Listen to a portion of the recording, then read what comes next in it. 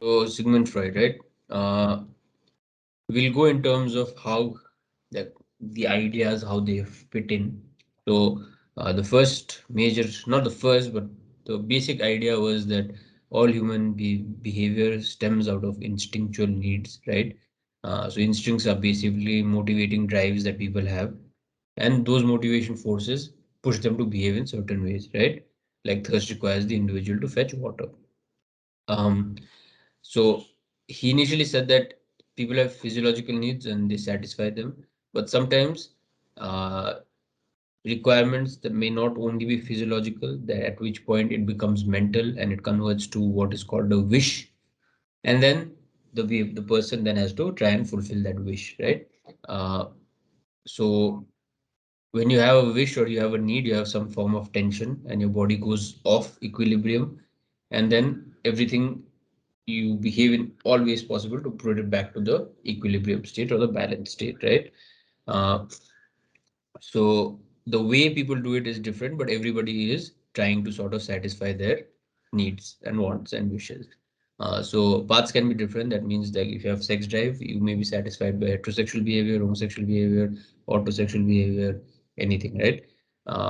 And sometimes you might display that onto some other kind of object. Um, so very important in personality development in terms of how somebody tries and satisfies their needs and wants. He spoke about two types of instincts called eros and thanatos. So eros is basically the search for what is called as your life-giving instinct, right? Seeking basic needs of food, water, air, sex.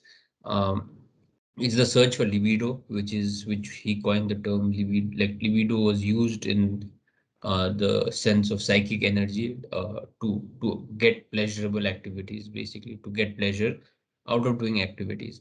So it was not limited just to sex. Uh, People confuse it and say libido is sexual energy, but libido is any act that creates a pleasurable feeling, right? And any desire to do pleasurable things.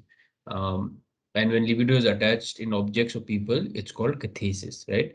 And then catharsis comes from there afterwards.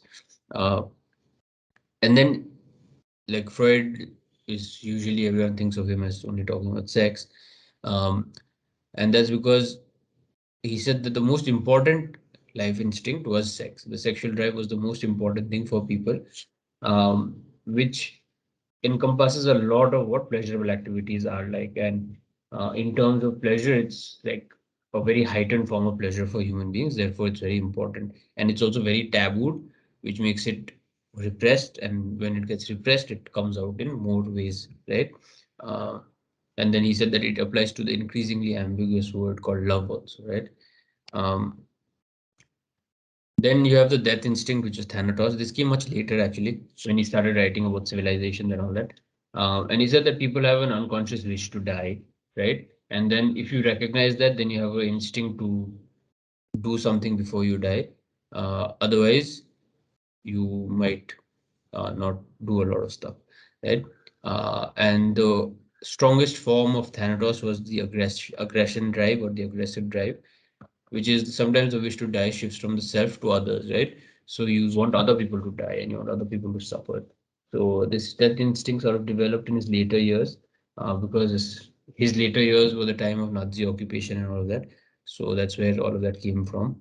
Uh, Death instinct is not very well supported today. Not a lot of people think about it, but that was what Freud thought, right?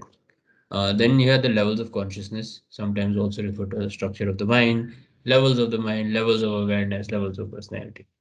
The reason there are so many names is because Freud wrote in multiple languages, primarily German. And then when people translated it into different languages, it got translated differently, right? But it's basically about how the mind is divided, right? He divided into three parts: unconscious, preconscious, conscious, right? The unconscious is the reservoir of unacceptable thoughts, wishes, traumatic feelings, painful memories. So these are all things that are repressed, right? These are all things that are repressed. And it's not always about just negative behavior though, right? That's something very important to know. The unconscious is a reservoir for even positive things, right? like good stuff that has happened to you, but you no longer sort of remember them, right? So it works both ways. And he said that it's the part of the mind that controls most of our behavior. It's the place where both Thanos and Eros exist. And whichever one is more powerful dictates behavior. It's actually very important, right? Um, then in the psychology, the unconscious can be recognized by its effects, right? So he said that it's impossible for someone else to know what the unconscious is or the person themselves to know. You can only know it through behavior, right? So it cannot be reached by introspection, but by other forms, such as free association, dream analysis, Freudian slips, dreams, and jokes. Uh, then you have the preconscious, or sometimes called the subconscious. This is the storehouse of memories, perceptions, thoughts, feelings, whatever that can be easily brought to mind, right? Brought to the conscious. And it's just like a bridge. It's a very small portion of the entire mind. And then you have the conscious, which is where all experiences and sensations exist. It's the smallest part of your personality because it's only about what you're focusing on right now, right? Um, Everything that's socially acceptable, all of those thoughts exist here. All the thoughts that are not sort of go back to the preconscious and the unconscious, right? The whole objective of psychoanalysis is to increase the amount of conscious information and reduce the amount of unconscious information, right? Uh, Near the structure of personality, this is the division of how someone's behavior is, right? Um, Initially, these two are separate concepts, but increasingly over the years, Freud started to put them together, and this is how it looks. Basically, your superego is in your unconscious as well as your conscious and your preconscious. Your ego is mostly in your conscious, preconscious, and unconscious, and your id is reserved only for the unconscious, right? So it is the psychic energy and libido, and it starts from birth, and it's about the pleasure principle. It's directly related with satisfying bodily needs, right? So it doesn't have much to do with psychological needs. It wants immediate gratification to reduce any tension in the body. Therefore, your equilibrium state should be maintained, right? The pleasure principle is not only about getting pleasure; it's also about avoiding pain. So that's very important to note. Um, then you have so it is selfish, pleasure seeking, primitive, immoral, insistent, and rash, right? This is our Freud's words. Uh, it has no awareness of reality, it has no awareness of consequences of behavior. It just wants what it wants. Freud also referred to this as the primary process thought. Uh, Compared it to a newborn baby crying and doing whatever, right? Then you have ego, which is based on the secondary process thought, which has developed the powers of understanding, judgment, perception, memory very importantly. And then it uses all of this to sort of reason and rationalize the situation and behave accordingly, right? But the object of the ego at this point, that is after the age of 2, um, is to satisfy the id impulses, okay? The objective of the ego at this point is to satisfy id impulses, but it will delay it to a point where it is appropriate to do so, right? So it will always try and it will always satisfy the id, but it will just look for an opportunity, which is the right time where it might not face punishment or anything like that, right? So it's based on the reality principle. Uh, Freud compared the relationship of the ego and the id to that of a rider on a horse. The raw brute power of the horse must be guided, checked, and reined in by the rider. Otherwise, the horse could bolt and run, throwing the rider to the ground. So the rider is the ego and the horse is the id, right? Uh, it mediates between id and reality, right? So it's not mediating between the id and the superego, as sometimes people are taught. Uh, the ego is responsible for satisfying id impulses at this point, right? When you're 2 years old, 3 years old, because the superego hasn't developed. So if the superego hasn't developed, then it makes no sense for it to mediate between id and superego, right? Once the superego develops, then the ego gets the secondary role of mediating between the id and the superego, which actually becomes its primary role. So at the age of 2, 3, before the superego has developed, there is no mediating between the id and the superego. It's only mediating between id and reality. Once the superego develops, then the additional charge of uh, superego and mediating between them comes in. Then you have superego. This is the ideas of right and wrong. Right? These are mostly internalized ideals. uh, the idea of right and wrong as taught to us by our parents and family and school and teachers and all of that. And it gives us a sense of direction about what is correct and what is not correct. It's based on the idea of morality. So morality principle developed by the age of 5, 6. Uh, so rules of conduct are developed by parents via praise or punishment, right? So if the parents praise, then it builds. If they punish, then they don't do that. It's the conscience thing is that it's developed when punished, learning what not to do. And ego ideal is the other thing that it develops when it's praised, learning what is the right thing to do, right? So you have ego ideal and conscience. Um, Eventually, parental control is replaced by self-control, which are based on these ideals, right?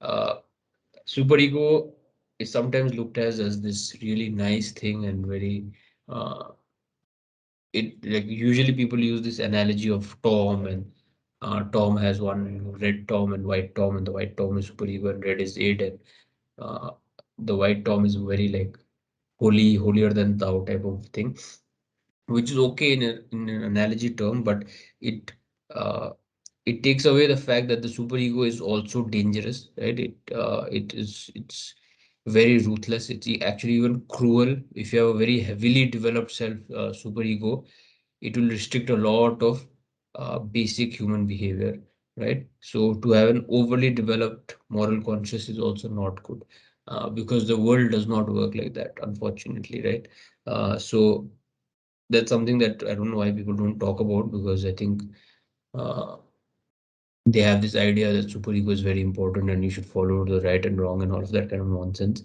But it's actually very dangerous to have a very heavily developed superego, because again, it's not based on reality. It's based on a very different idealized concept of reality. So if it becomes too strong, uh, then again, the person is not really behaving like they ought to in their own controlled sort of space. So it's in terms of intensity, irrationality, and insistence on obedience, it is not unlike the it. That's why they're opposing forces, right? They're equally weighted. So it's both are very, very dangerous to be overly developed, right? Uh, and it will try to inhibit id impulses mostly with sex and aggression, because these were the two drives that Freud thought were most important, right? And these are the two drives that um, were the most tabooed in society, and you were not allowed to express it freely. So therefore, the value was placed on these things. Then ego takes up the mediating role after the development of the superego, right? And it tries to satisfy reality by managing these two forces. So when id and superego are in conflict, it leads to anxiety, but not the kind of pathological anxiety that we study. Anxiety in terms of a tension, a conflict, right? Which needs to be sorted. So in terms of trying to sort it, uh, the ego takes up the main role of it, right? So Freud proposed three types of anxiety: reality anxiety, neurotic anxiety, and moral anxiety. Reality anxiety is the fear of tangible dangers in the real world, right? So objective anxiety, meaning that these things are you should be fearful of, and if you have anxiety based on these things, it's fine. So like seeing a snake or having a cow run at you or whatever, these are legitimate fears and it's fine. But he said that the reality anxiety sometimes can become too much, and then it becomes pathological and problematic. So if something bad happens to you once you go out, then you decide to stay forever inside and never go out. So it's based on a legitimate fear that if you really think about it, like we can all die at any point, right? And if you go out, like anything can happen and you can be dead or whatever. And especially in today's time, though, it's worse. Um, so if somebody just decides to stay inside, right, and develops a form of what is that disorder, agoraphobia, right? Then the reality anxiety has gone too far, right? Otherwise, it's a good kind of anxiety to have. Then you have neurotic anxiety, which is slightly problematic, which is it develops in basically during childhood, and it occurs because your gratification and reality are not met. So people are punished too much, right? When they behave in a sexual or aggressive way. So therefore they realize this is not the right way to behave, right? So it's neurotic anxiety, meaning it's about mood and it's about just like wavering mood, right? Uh, so that's another kind. And then you have moral anxiety. Again, you're fearful of your own conscience, which is a very extreme way to live if you really think about it. It's literally like if I do this, I will punish myself at a later point in time for doing this activity, which is such a scary world to live in. If that is the kind of thing that's going on in someone's head, uh, that's actually very, very difficult to live with, because you are not in control basically, right? You have a different voice that's actually in control. So again, that was a very interesting thing that Freud pointed out. Uh, when these anxieties are not dealt with properly and the ego cannot deal with them, then defense mechanisms kick in, right? So defense mechanisms are protective methods to reduce anxiety, and the ego takes a back seat. The most important one was repression, which is pushing all anxiety thoughts and feelings into your unconscious and saying, I'll never think about this, and that's it, right? Um, then you have regression, which is when you're in anxiety situation and you can't deal with it, you start to behave in a very infantile behavior, like you're some kind of child and you might throw tantrums or cry or something like that. Then you have denial. Denial is related to repression. So one of the things that people are very confused about generally, it's related to repression, and it involves a denial of an external threat or traumatic event. So you completely say, that hasn't happened, or like I don't feel that way, or this is not me, right? So in a sense, denial is slightly more shallow, repression is slightly deeper, right? Denial has a little bit of acceptance to it, where you're okay to even think about it, but deny it, right? Whereas repression is like, I will never think about this again, and boom, done, right? And you never bother yourself about it. So again, that is a very common thing that's there. Uh, then you have reaction formation, which is behaving opposite to how one is feeling. So you might be like irritated, and but then if someone goes, "How are you doing?" "Ah, I'm fine, everything's good, life is good." Right? That's reaction formation. Uh, then you have projection. You put how you are feeling onto somebody else and say you are feeling like that. Uh, then you have rationalization, which is sort of just explaining how one has behaved to fit a certain kind of non-threatening description of themselves, right? So it's a self-justified explanation instead of accepting the truth that they may have messed up, right? People will rationalize saying, this was the only option available or something like that. Then you have displacement, that is shifting your aggressive or your sexual feelings or impulses from a person whom you're threatened by or someone who's a superior position than you onto someone who's inferior or weaker than you, right? And behaving that way with them. So redirection of anger is usually a form of displacement. The best form of dealing with any form of anxiety when your ego cannot handle is to use sublimation, which is basically altering the id impulses and pushing that energy into a more uh, socially acceptable and healthier behavior. So one of the common things of sublimation is if you have a breakup and all that, and then you start working out, that's a good form of dealing with the id impulse, that anger, that aggression gets channelized into something healthier, right? But again, using it too often can also lead to a form of denial. So one has to be careful about how they sublimate, right? It's preferable not to use any defense mechanism or to use them minimally or appropriately, optimum levels, but anything in excess is not good. Okay. Then you have the psychosexual stages. This is where actually Freud became very controversial. Till the point he was talking about all this personality and all, he was fine. The time he started talking about children having sexual feelings is when the world lost it with him, right? Uh, but anyway, so he said that children have sexual energy, libido, right? He actually meant to say that they have pleasurable seeking spaces in their body, places in their body. Uh, but then it it just became about sex after a while. Um, and he named it psychosexual stages. If you would have named it psycholibidinal stages or something, he might have been better off. Um, so there are different points on the body where you have erogenous zones, right? Uh, and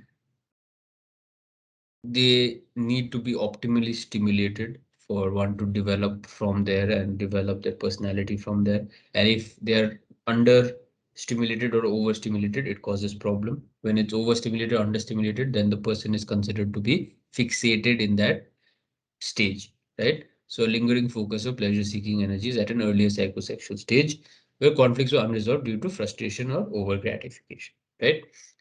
So there are 5 stages. If you go through them appropriately, you'll be a perfectly healthy, normal human being. If you have fixations in any of those positions, then you will have some problems to deal with, right? So first 6 years of life determines your personality, basically, according to Freud. Um, so these are your stages. Oral stage is from birth to 18 months. So the focus is on the mouth, and usually for breastfeeding. So sucking, biting, chewing. Children will put everything in their mouth, that whatever they see. Then you have the anal stage, that is from 18 months to 36 months. So till 3 years of age, the pleasure is focused on the control of bowel movements, right? Um, and how the child copes with being asked to control their bowel movements and release it only in appropriate places. So toilet training is very important. Then you have the phallic stage, perhaps one of the most controversial parts of his entire theory. From 3 years to 6 years, the pleasure zone is in the genital area, and the Oedipus complex takes place. That is, the male child feels attraction towards the mother, and the female child feels attraction towards the father. And then they think of their same-sex parent as a competitor for the love of the opposite sex parent. But then eventually the resolution takes place when they realize they can't fight with them because they are superior and stronger. Therefore, they decide to become more like them in the hope that at later point in life, when they are at a similar position, they can win the uh, attraction of their opposite sex parent, right? But eventually, once you start growing up, you realize that that is incestuous and it's not right and it's not healthy and all of those things. So that doesn't eventually happen, but it should sort of shows you why somebody becomes more like their parents, right? Uh, he also spoke about the penis envy, that is, females have. Uh, they realize that they don't have one particular body part that males have, and then they develop hatred towards their mother because they think that the mother is responsible for that. Um, and since the mother also doesn't have that organ, she must be responsible. And yeah, which was which is a concept that's rejected now, but that's what he spoke about. Then you have the latency stage where there are dormant sexual feelings, people are just exploring the world around them. And then you have genital area where the erogenous zones are back in the genitals, but it's more uh, outward based, right?